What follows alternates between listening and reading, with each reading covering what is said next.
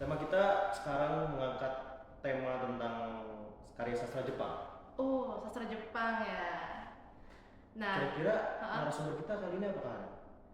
Nah, narasumber kita kali ini kebetulan itu familiar banget sama aku, guys. Dia Waduh, siapa tuh? dia ini alumni SMA Islam Al Azhar 18 juga. Wah, angkatan berapa Pak?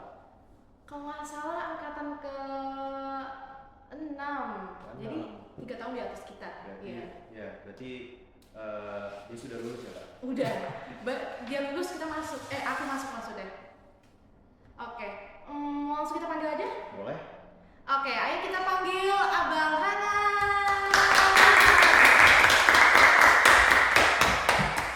Halo. Halo. Rasanya kurang official nih pakai jaket-jaket. Gue cuma t-shirt doang. Aduh, gak apa-apa Pak. Ya ini biar kalau kelihatan sama guru kayak ada unsur-unsur Al-Azhar. Iya, Al-Azhar banget ya. Iya. Oke, jadi Abang kenalan diri dulu dong. Oh iya, oke. Jadi salam kenal semuanya. Gue Hanan Abiwarkan, alumni Al Azhar juga ya. Angkatan 6, jadi 3 tahun lebih dari Hana. Terus sekarang gue udah sedang belajar di Universitas Indonesia, Fakultas Ilmu Budaya FIB, program studi sastra Jepang. Sekarang udah baru masuk semester 4. Oh. Ini tahun kedua. Kuliah tuh ada berapa semester? Maksimal sih ini kalau kuliah sih maksimal 14 semester. Bisa 7 tahun total. Oh. Ya. Jadi dua semester per tahun. Berarti Abang baru berapa Abang baru Oh iya, baru Iya. 24 lah, belum jauh. Oh ya, FYI, Abang ini adalah abang aku beneran ya, jadi Iya. makanya aku panggilnya Abang. Iya, ini ya Hana, ini Hanan. Iya. Beda dikit ya. Kalau yang bener biasanya kira kita kembar. Enggak. Jauh 3 tahun Tapi gitu. Bang, Oke, jadi kalian mau bahas Iya. sastra Jepang Iya. sepanjang masa apa nih? Dari masa Dari ke masa ke masa. masa. Iya. Oke. Jadi kalau mau bahas sastra Jepang, mulainya kalian harus dari dua ini. Jadi ini kayak berapa tahun sebelum Masehi ya? Iya, kayak sebelum Masehi atau kayak pas di awal-awal Masehi banget. Dua karya sastra paling penting ini buat sejarah kesusastraan Jepang in general itu menurut gua Kojiki sama Nihon Shoki. Nah jadi Kojiki ini dia itu basically Jepang kan dulu mereka banyak ambil influence dari Cina, dari Korea. Jadi kayak pertama tuh Cina kan, maksud mereka ada dinasti banyak. Terus Korea juga kayak banyak belajar dari Cina. Nah habis itu Jepang pas mereka udah lumayan established, kayak mereka udah punya semacam organisasinya sendiri, maksudnya kayak kerajaannya sendiri gitu. Kayak ini awal-awal emperor pertama Jepang itu. Mereka mau melegitimasi diri mereka di hadapan Cina, jadi mereka mau kayak kasih lihat ke Cina dan Korea kayak, oh gua ini juga negara yang punya budaya, punya kultur, punya sejarah sendiri loh, gitu.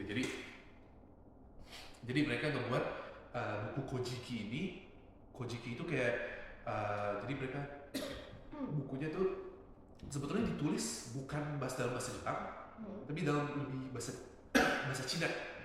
Kanbun namanya, jadi bahasa Cina klasik untuk Jepang gitu. Nah, yang tadi seperti gue bilang, buku ini dibuat untuk melegitimasi Jepang di hadapan Cina. Jadi isi bukunya tuh bab pertamanya mitologi Jepang, mitologi kayak creation myth-nya Jepang. Jadi kayak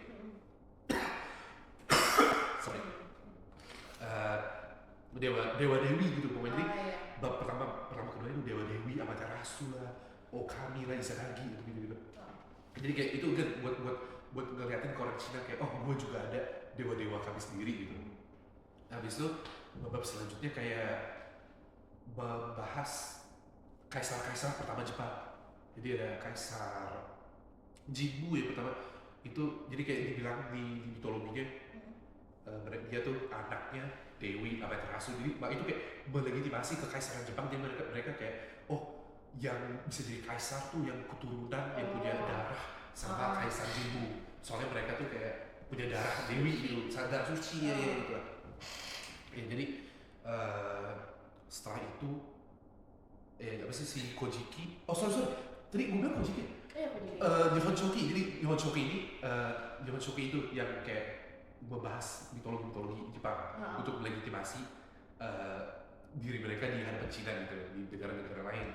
Nah Kojiki ini yang satu lagi, bab pertamanya mirip kayak mereka ada ngebahas mitologi Jepang juga. Abis itu tapi selanjutnya mereka ngebahas lebih ke sejarah. Jadi Kojiki kayak berapa ratus tahun setelah Nihon Shoki. Jadi mereka ngebahas sejarah kaisar-kaisar setelah itu. Jadi Nihon Shoki dalam bahasa Cina, ditulis dalam bahasa Cina untuk orang luar. Sementara Kojiki ditulis gabungan bahasa Cina sama Jepang, habis itu diceritakan dalam bahasa Jepang. Jadi Kojiki itu buat orang Jepang, Kojiki itu buat rakyat Jepang sendiri gitu. Berarti yang di Kojiki ini isinya tuh adalah menunjukkan eksistensi mereka, kayak gue ini ada loh gitu kan. Kayak gitu lah. Iya. Jadi Kojiki itu buat dari Jepang untuk rakyat Jepang kayak gitu. Ada perbedaannya nggak tuh antara Kojiki dan Ada kayak tadi yang gue bilang kayak bahasanya beda. Bahasa yang si Nihon Shoki itu Nihon Shoki bahasa Cina klasik banget. Soalnya untuk dibaca sama orang Cina sama orang luar lain ke Asia lain. Sementara si Kojiki ini dilafalnya dengan bahasa Jepang untuk orang Jepang. Jadi ini semacam kayak from Japanese to Japanese gitu. Jadi kayak mereka pakai bahasa mereka sendiri biar history mereka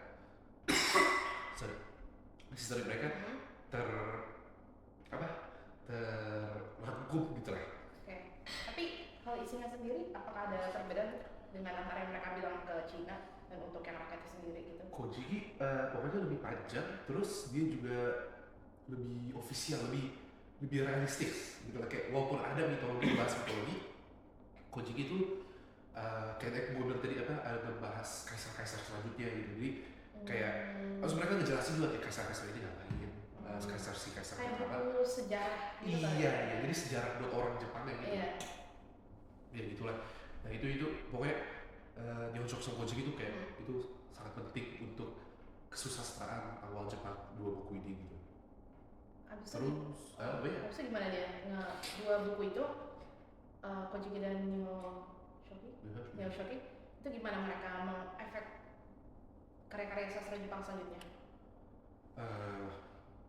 Nah, pertanyaan bagus. Jujur, kalau buat Nihon Shoki sendiri dia tuh cuma buat kayak gue bilang tadi buat orang luar gitu ya. Iya. Kojiki mungkin ya dari bahasa yang mereka gunakan itu menginfluence karya sastra ke bawahnya. Tapi memang Kojiki itu menurut gue kayak lebih buku sejarah aja sih, bukan maksudnya mereka sastra tentu mereka ini karya sastra ya, tapi kayak bukan karya sastra yang kita kenal sekarang lah, kayak novel atau apa gitu. Oke. Kalau sastra apa sih namanya, dalam buku-buku gitu, dalam medianya ditulisnya dalam apa Pak? Media maksudnya kayak penulisan. Kayak kertas. Iya kayak kertas pertama, tapi ya buku-buku simple disampul. Kojiki dan Shoki lebih kalian belum buku yang disampul gitu deh. Masih kayak kertas-kertasnya gitu, kayak scroll lah gitu ya, kayak sembarang gitu aja. Iya kayaknya gitu. Terus tentu nanti di tahun-tahun setelahnya, di generasi setelahnya kayak disampul jadi buku gitu. Tapi saat itu kalian memang kayak semacam kertas gitu, kertas gitu. Yang buat kayak gini, scroll atau biasa? Jujur lupa, tapi nggak tahu ya bener itu scroll gitu ya. Berarti tulisnya pakai ini juga kayak brush stroke gitu. Iya. Kalau penulisan jujur gue nggak tahu, tapi mungkin gue asumsi pakai semacam brush gitu sih. Iya. Zaman itu kalian belum, iya karena kalian brush gitu. Iya. Iya. Batu. Masa kayak batu. Miukir. Nggak mau ini bukan masa Neolitikum. Jauh banget itu ya. Oke. abis itu kan sebelum Masehi itu, tapi Kojiki kata abang setelah kan. Bentar, Masehi itu tergantung, sebenarnya Masehi itu kan kayak itu sangat barat ya, maksudnya kayak kan BC before Christ gitu. Iya. Jujur gue lupa tahun spesifiknya, tapi harusnya sih udah bisa bilang zaman ini mungkin sedikit sebelum atau kayak pas Masehi gitu. Kalau dalam POV barat gitu ya, kayak BC gitu, BCE. Oke. Habis itu kalau sekarang gimana berarti kalian keserannya? Yang sastra modern. Atau ya kontemporer sekarang gitu. Iya. Gimana tuh kayak sekarang orang Jepang tuh rata-rata buku mereka tuh tentang apa gitu? Sastra sih sebenarnya mirip-mirip kamu nanya dari kontemporer kayak sekarang gitu, atau kamu nanya misalnya ya soalnya mulai masuk era Meiji itu kayak itu pokoknya era Meiji kalau itu dianggap kayak kan setelah perang 1945 itu dianggap kayak era modern Jepang itu masuk era modernnya masuk sampai sekarang gitu. Ya pokoknya pas era Meiji kan banyak ide-ide baru ya, apalagi dari barat masuk gitu kan. Iya benar-benar. Sebelum itu pun kayak di era-era sebelum Meiji juga ada sih kayak udah masuk juga ideologi kayak sosialisme atau komunisme gitu. Tapi ya pas era Meiji tentu gara-gara banyak ide baru ini kayak Jepang sangat terinspirasi lah bisa dibilang sastra Jepang saat itu. Tapi sebelum masuk ke modern, gue mau bahas yang kayak jadi kalian tahu nggak novel pertama yang dianggap novel pertama itu dari mana? Atau nama novel pertama kalian tahu nggak? Novel pertama di mana di Jepang? Di seluruh dunia. Jadi di Jepang, jadi dianggap salah satu novel pertama di dunia itu ditulis di Jepang dengan title Genji no Monogatari, The Tale of Genji, hikayat Genji. Pernah dengar kalian pernah dengar kan? Ini kan kalian namanya sih lumayan terkenal. Jadi si Tale of Genji ini ditulis sama Murasaki Shikibu. Itu Murasaki Shikibu bukan nama aslinya. Dia ambil itu nama aslinya, pet name. Langsung juga sebetulnya Murasaki Shikibu itu ada karakter di buku tapi itu agak rumit. Pokoknya jadi dianggap salah satu novel pertama di dunia, novel dalam arti kayak buku disampel, kayak berapa halaman kayak novel modern gitu lah, kayak bentuk novel modern tuh ini Genji no Monogatari ini. Jadi bentuknya udah disampul gitu ya? Iya. Makanya kayak diary. Jadi salah satu lagi ini, jadi Genji no Monogatari ini sebetulnya kayak bisa dibilang fanfiction gitu sebetulnya. Soalnya si Murasaki Shikibu ini dia nulis aja gitu, dia nulis tentang si Genji, si karakter utamanya namanya Genji. Langsung dia nulis kayak si Genji ini tuh semacam anak kaisar yang anak kaisar yang rendah gitu ya, maksudnya kayak gak bakal pernah jadi kaisar sendiri gitu, kayak prince ketiga keempat gitu kan. Tapi langsung dia dikabur, ceritanya sebetulnya romantis, sangat idealistik. Ceritanya hampir bisa dibilang modern, kayak cerita-cerita pangeran rendahan. Lalu kayak dia yang dari ground ke up gitu ya. Yes, macam itu. Lalu dia kabur dari istana. Lalu dia ketemu perempuan ini. Lalu dia punya anak sama perempuan ini. Lalu dia kabur lah atau kayak hilang. Lalu sebetulnya cerita agak tragis juga gitu. Ya pokoknya gitulah, kayak sangat romantis gitu ceritanya. Lalu pokoknya si Genji no Monogatari ini kayak karya terbesar di saat itu mengefeknya jauh banget sampai bawah kayak semua author kayak ngelihat itu juga. Itu sebelum pertama karya sastra itu cuma dilihat sama bangsawan ya, sama kayak yang bagian atas gitu. Tapi setelah itu setelah berjalan zaman, iya orang kan harusnya juga orang awam bisa juga kayak orang biasa itu kebanyakan nggak bisa baca, kecuali mereka memang kayak mau belajar atau diajarin. Jadi ya nggak banyak yang tahu sebetulnya, kecuali kecuali bangsawan.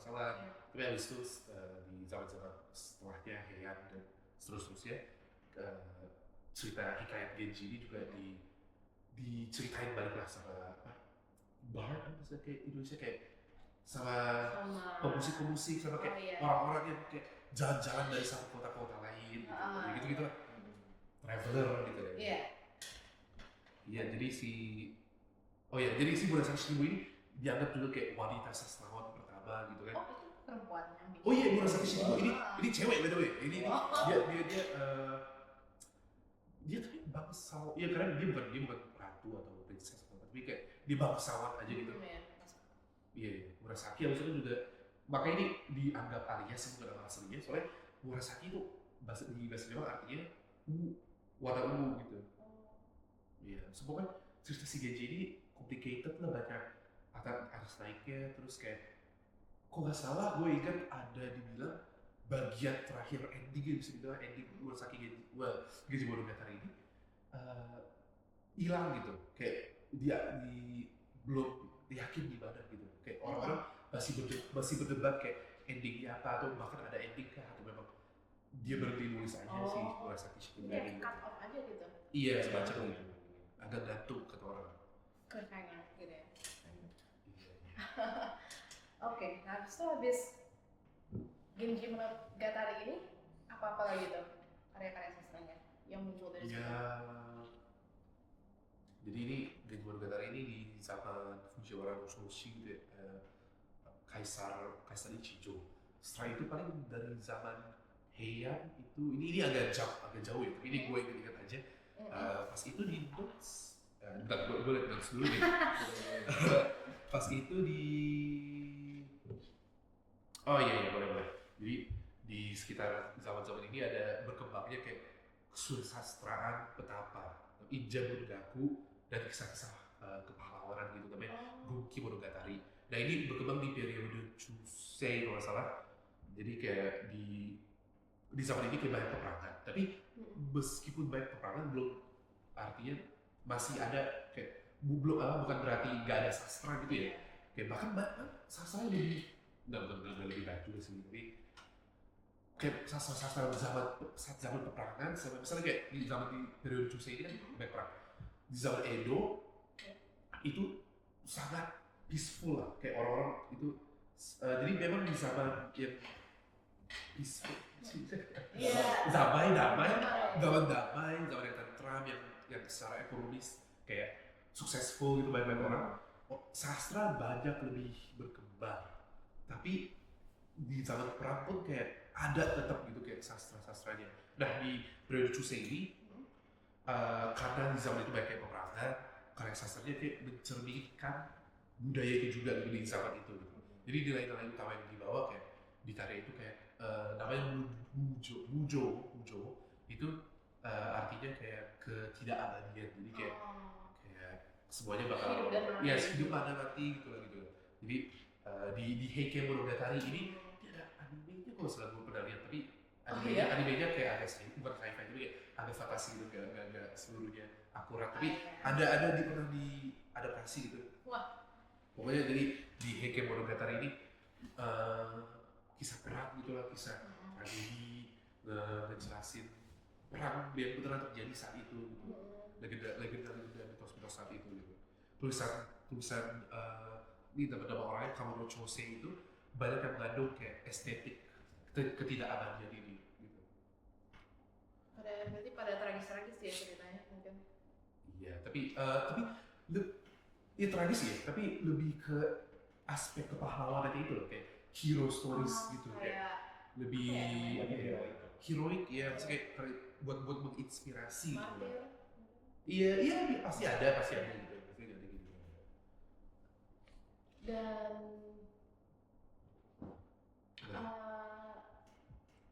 apa ya, penulis kalau sastrawannya gimana?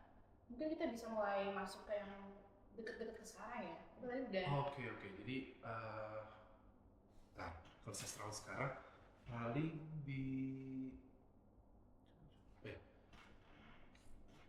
pasti kalian pernah dengar Osamu Dazai kan? Pernah. Namanya gitu kan? Iya. Itu dia, ini yang mungkin paling notable, yang paling kayak orang tahu gitu. Dia sastrawan yang sebetulnya sayangnya kebanyakan orang tuh lebih mikirin hidup dia, soalnya orangnya jadi si Osamu Dazai ini dia mati bunuh diri ya. Jadi kayak agak tragis gitu hidupnya. Tapi jadi orang terlalu banyak ini kalau kata dosen gue ya, orang terlalu banyak fokus ke hidup pribadi si Dazai. Dia gak terlalu, maksudnya karyanya terkenal banget, tapi si Dazai sendiri agak kadang-kadang lebih orang fokusnya kayak mental dia yang lemah atau kayak bukan mental yang lemah sih, tapi kayak dia ada apa yang terjadi di hidupnya kenapa bisa sampai bunuh diri gitu. Jadi kayak orang-orang bahas itu gitu. Bukannya karya-karyanya dia gitu yang difokuskan. Iya. Lebih ke personal aja ngebahas. Iya sih kalau si Dazai ini. Tapi emang karya dia itu apa sih yang paling terkenal itu? Kalau nggak salah, aku pernah dengar. Iya betul. Jujur aku lupa namanya. Betul. Betul, ada. Kalau nggak salah dulu aku pernah lihat satu buku tuh namanya Gagal Menjadi Manusia. Iya, itu bahasa Indonesia. Bahasa Inggrisnya No Longer Human. Nah itu yang salah satu yang paling terkenal. Setelah itu ada kayak apa lagi ya?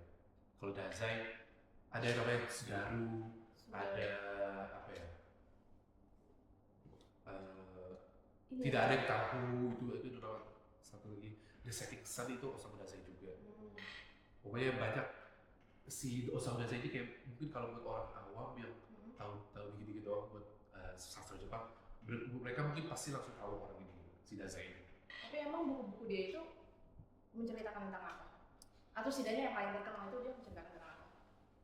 Kalau si Dazai, dia kayak sangat filosofis gitu, kayak cara lihat ke nulisannya, cara nulisnya.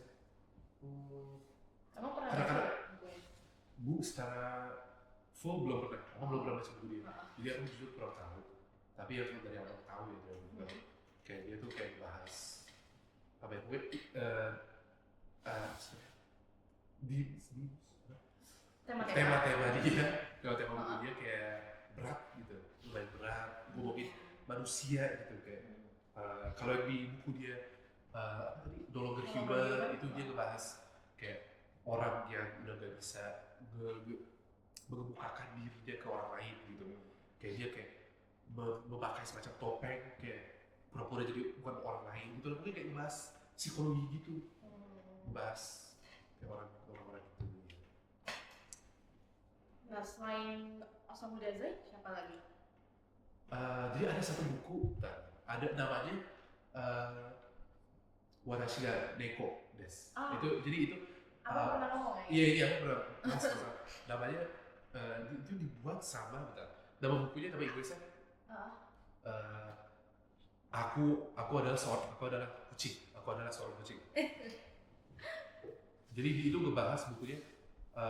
Jadi POV-nya itu dari kucing. Jadi karakter utama itu semacam kucing gitu.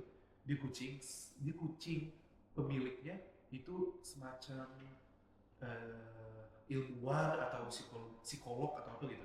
Nah tapi habis itu si kucingnya ini kita melihat situasi sama melihat ceritanya dari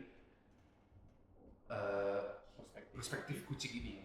Novelnya sendiri itu sebetulnya semacam agak bukan sarkas sih, tapi dari perspektif kucingnya ini. Jadi novel ini untuk zamannya kan orang-orang mungkin zaman itu belum terlalu ngebedah sastra banget gitu ya, apalagi orang-orang biasa, orang-orang gitu. Tapi kalau kamu baca bukunya itu sebenarnya dia ngebahas kayak karena perspektifnya kucing ini, jadi kayak orang anggap ini gak serius gitu. Tapi banyak yang dibahas di ini kayak banyak yang serius, kayak kritik-kritik pemerintah saat itu atau kritik-kritik apalah kayak maka yang apa itu jadi manusia dan psikologis gitu. Wow. Penulisnya siapa? Apa itu? Nah ini si penulisnya ada kan? Iya aku bisa pernah bilang pada saat Si Soseki Natsume. Iya. Ini lumayan juga, ini sastrawan lagi yang sangat terkenal di zaman ini. Itu kalau kita ke bandara tuh ada tuh di Periplus gitu kan. Kelihatan ada. Oh iya. Saya saking terkenal. Iya pokoknya pasti ada di Gramet di mana toko buku ada si Soseki Natsume ini.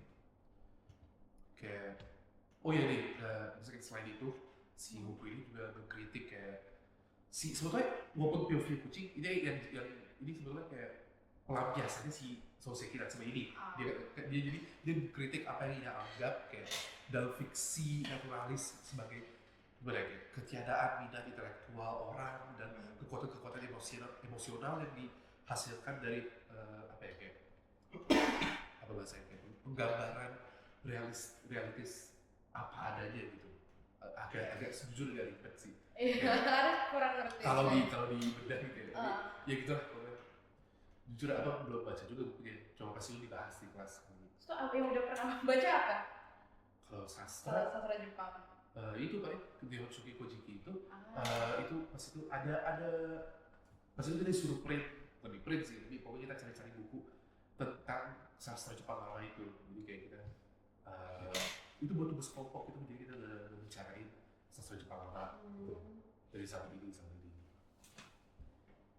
Mungkin kalau di zaman ini selain novel ada satu hal yang sekarang terkenal banget dari Jepang ya, yaitu munculnya budaya-budaya manga dan anime gitu. Bener. Nah itu kalau menurut abang dan pembelajaran abang itu termasuk karya sastra nggak?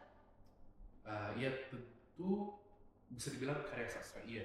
Maksudnya ya apa itu karya sastra itu kayak udah banyak dibahas ya dari zaman dulu juga kayak pas orang-orang ngebahas balik lagi ke Genji Monogatari itu kayak orang-orang kayak ada yang debat kayak sastra itu apa sih, maksudnya kayak apakah sastra itu harus karya non ilmiah atau karya fiksi, karya ilmiah, karya harus dalam kayak kalau jurnal tulisan kayak diary itu sastra bukan sih, atau sastra itu harus secara ofisial dari kayak bangsawan atau ada strukturnya atau apa gitu, apa itu sastra gitu. Tapi iya kalau manga sih sastra ya, apalagi kalau dalam pemikiran kita yang sekarang ini modern, iya manga itu bisa dibilang sastra. Iya. Kalau apa tadi kamu nanya selain?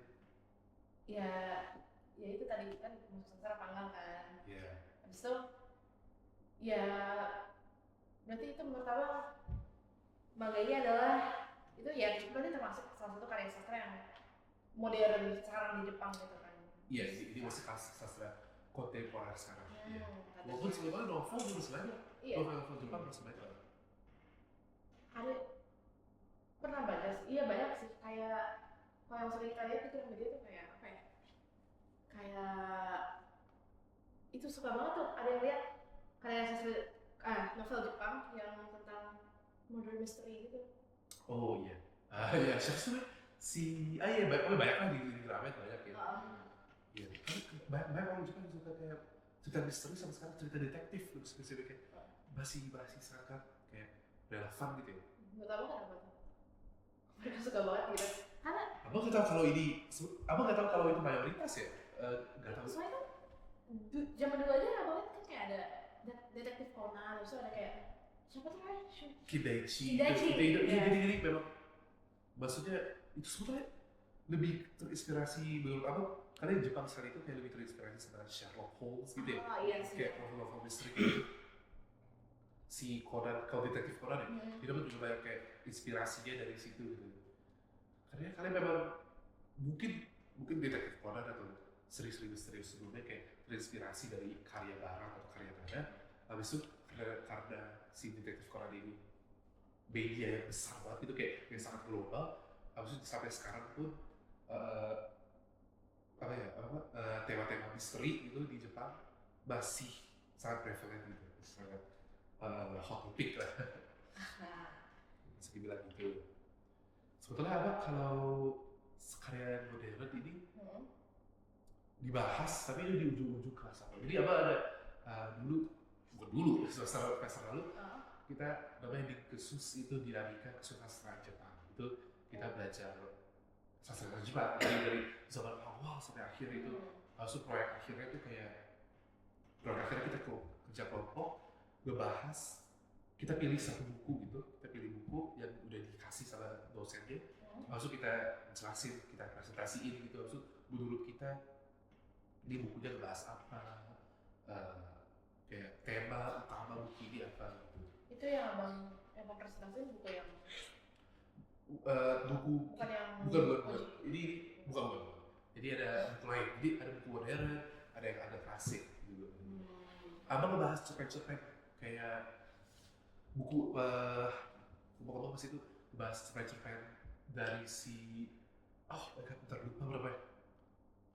Kalian pernah nonton film kalian tahu gak film yang samurai yang hitam putih dulu? Aduh, apa ya namanya? Pokoknya itulah, jadi dari cerita itu, dari film terkenal ini terinspirasi dari buku. Tapi filmnya cuma ngambil sedikit dari plot buku ini gitu. Pokoknya terkenal banget ya, bentar. Apa ya? Saudara saya bukan. Udah lama. Udah lama banget. Tentang sebuah Rashomon. Rashomon itu nama filmnya, Tapi ya itu terinspirasi dari cerita dari si author ini. Itu kan bukannya aku Tagawa. Yes, Iya. iya. Baru lihat. Ya. Jadi aku Tagawa kan? Ryunosuke ini, jadi pas itu kerja kelompok abang ngebahas karya-karya si aku Tagawa Ryunosuke. Dia itu kayak, dia juga author yang sangat terkenal banget di Jepang. Itu apalagi kalau untuk yang agak kontemporer ya. Bukan zaman sekarang banget, tapi yang zaman modern. Kan sekarang kan kayak kontemporer. Itu yang pas masih berapa dekade yang lalu, berapa generasi yang lalu. Pokoknya si aku Tagawa ini kalau novel cerita pendek Rashomon-nya itu menurut abang sangat interesting ya, soalnya kayak dari di zaman itu ini jadi di bukunya sendiri dia ngebahas kayak pas karena latar belakangnya zaman peperangan juga, orang-orang udah kayak di Kyoto pas zaman apa gitu, orang-orang kota-kota udah hancur, orang-orang lagi evakuasi dan gitu. Lalu ceritanya kayak film Rashomon yang diambil dari buku dari cerpennya si Tagawa Ryunosuke ini. By the way, Rashomon itu kayak gerbang gede gitu. Kalian tahu kan gerbang Jepang gitu, kayak gitu Kayak di kuil. Iya itu, Torii Gate. Tapi ini kayak beneran gedung gitu, gimana kayak gerbang gede banget. Lebih tinggi dari Torii Gate gitu. Pokoknya sih di cerita di filmnya, dia mah paling suka bagian ini soalnya buat zaman itu cara bercerita di film itu kayak baru banget. Soalnya ceritanya itu kayak ngebahas ada samurai yang terbunuh. Tapi abis itu kayak kan sekarang flashback tuh normal. Kita kayak ngeliat flashback orang, apalagi kalau di Jalan Misteri itu banyak flashback. Tapi buat zaman itu gak, orang-orang belum ke situ, kayak jarang yang pakai alur mundur, baju mundur ini. Jadi bukan ini cerita, ini plot kayak simple aja. Kayak ada samurai kebunuh sama istrinya kalau salah gitu. Abis itu ada banyak witness, ada banyak orang-orang yang dikumpulin, ditanya sama polisi kayak kalian tahu, soalnya orang-orang ini mereka ngeliat katanya mereka ngeliat siapa, gimana sih samurai ini terbunuh.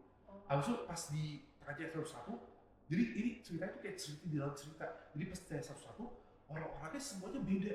Ada yang kayak, ada yang berceritanya kayak, wah aku lihat dia kayak gini. Langsung mereka udah wawancara orang kedua, beda dikit. Mungkin dibunuhnya gara-gara pedang, atau satu lagi dia bilang karena dirampok abis itu dibunuh malam-malam apa gitu. Kayak iya, jadi pas sebetulnya kayak plot twistnya tuh kayak sebetulnya ending movie-nya kalau nggak salah agak menggantung. Jujur soalnya kayak gara-gara ceritanya banyak maju mundur gini, untuk orang zaman saat itu gak jelas gitu, mereka nggak terlalu ngerti gitu. Maksudnya kayak ya, jadi habis itu kayak misalnya ada yang wawancara si penebang kayu ini, dia bilang si samurai kebunuh gara-gara ini. Maksudnya mereka wawancara orang lain, mereka bilangnya beda. Nah itu kayak, jadi si film ini menunjukkan kayak kalau apa itu kayak kebenaran, apa itu the truth itu apa gitu kayak. Soalnya kan orang-orang kan gampang banget bohong gitu ya, bohong atau bahkan orang-orang kalau di ngomong-ngomongin diri mereka sendiri, mereka cenderung ada bias sama mereka juga lebih-lebihin cerita mereka. Jadi pokoknya kayak ini gak jelas gitu, kayak cerita di dalam cerita gitu. Jadi ada banyak plot lah di dalam satu movie ini gitu. Tapi kok di buku originalnya ada endingnya atau sama cliffhanger? Jadi buku originalnya itu kayak beda-beda. Itu kayak buku original lebih dari 3 cerita atau sorry bisa kayak agak lebih panjang tapi yang buat film ini diambil cuma kayak bagian dikit, cuma salah satu plot dari buku itu, dari cerita di original itu gitu lah. Ini kan bisa cuma diambil beberapa partnya gitu. Iya. Atau Ya kayak mungkin salah satu plot point aja gitu. Bukan abang bisa jelasin secara. Ada satu teman abang dia sinetron, dia ngerti banget kayak gini film gitu. wah harusnya mudah dia. Dia jujur dia lebih pasti. Iya. Oke, kita tutup aja. Terima kasih. Terima kasih semuanya. Dan See see you you on the next episode. Bye bye. Bye.